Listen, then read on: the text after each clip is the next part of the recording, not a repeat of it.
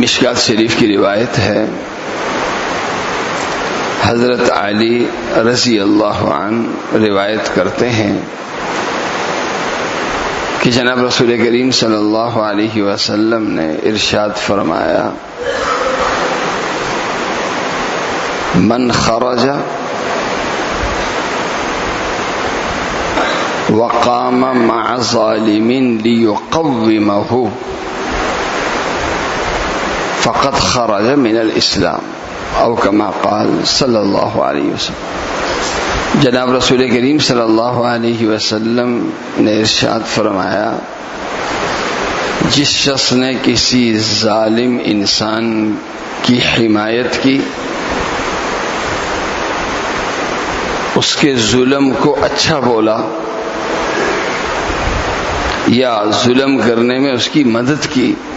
حالانکہ وہ جانتا ہے کہ وہ ظالم ہے، تو حقیقت یہ کہ اس نے اپنے آپ کو اسلام سے خارج کر دیا ہے۔ جناب رسول کریم صلی اللہ علیہ وسلم نے ارشاد فرمایا، جو شخص کسی ظالم کی حمایت کرے یا اس کی مدد کرے یا اس کے ظلم کو اچھا بولے یا طاقت رکھتے ہوئے بھی اس کے ظلم پہ خاموش ہو جائے، خاموش حمایت کر دے، حالانکہ وہ جانتا ہے کہ یہ شخص غلط ہے، ظلم کر رہا ہے، تو اللہ کے نبی صلی اللہ علیہ وسلم نے فرمایا کہ حقیقت یہ ہے کہ اس شخص نے اپنے آپ کو اسلام سے نکال دیا ہے۔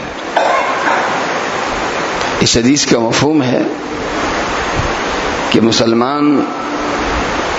نہ برائی کرتا ہے نہ برائی کرنے دیتا ہے، نہ ظلم کرتا ہے نہ ظلم کرنے دیتا ہے، خود بھی ظالم نہیں، خود بھی کسی پہ ظلم نہیں کرتا، لیکن جب وہ دیکھتا ہے کہ ظلم ہو رہا ہے، اور یہ ظلم کہیں بھی ہو رہا ہو، خواہ گھر ہی میں کیوں نہ ہو، کہ گھر کے کچھ بڑے چھوٹوں پہ ظلم کر رہے ہیں، وہاں یہ خاموش ہو جائے۔ یہ ظلم اس کے اپنے آفس ادارے میں کوئی کر رہا ہو، کہ بڑا چھوٹے پہ ظلم کر رہا ہو، کسی چھوٹے کے ساتھ ناانصافی ہو رہی ہو، اور یہ یا تو حمایت کرے، خوشی کا اظہار کرے، تائید کرے، یا طاقت رکھتے ہوئے بھی اس پر خاموش ہو جائے، تو یہ کوئی معمولی گناہ نہیں ہے۔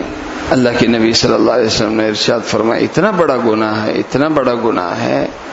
کہ اس شخص نے اپنا نام، اپنے آپ کو اسلام سے خارج کر دیا ہے۔ کہ اسلام کی جو اصل صفت ہے، فطرت ہے، اور وہ فطرت اسلام کی کیا ہے کہ ایک اسلام رکھنے والا انسان نہ خود ظلم کرتا ہے نہ ظلم ہونے دیتا ہے۔ اس کے اندر تو یہ چیز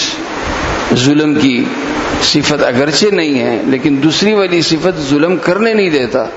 یہ صفت اس میں پیدا نہیں ہوئی ہے۔ تو جب نہیں ہوئی ہے تو یہ یہی سمجھ لے کہ یہ اسلام میں ابھی داخل نہیں، اگر داخل تھا تو یہ نکل چکا ہے۔ اللہ تعالیٰ میری اور آپ کی حفاظت فرمائے۔